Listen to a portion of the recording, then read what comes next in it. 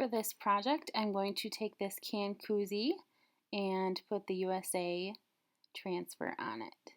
So I'm going to use Chalkology ink this time, which makes my design permanent.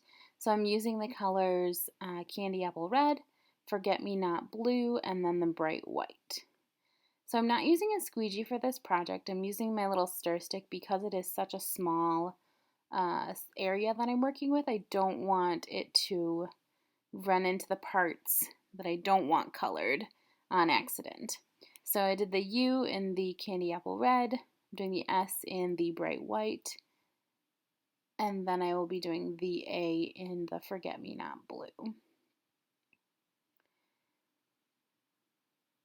Once I have all of my ink applied, all I have to do to make this permanent is take my iron and iron it, and then the ink will become permanent and it won't come off of the can koozie. So I decided I'm going to get out my silver shimmer and do those bottom 3 lines. So I'm just going to cover all of the screened parts and then take off the excess part.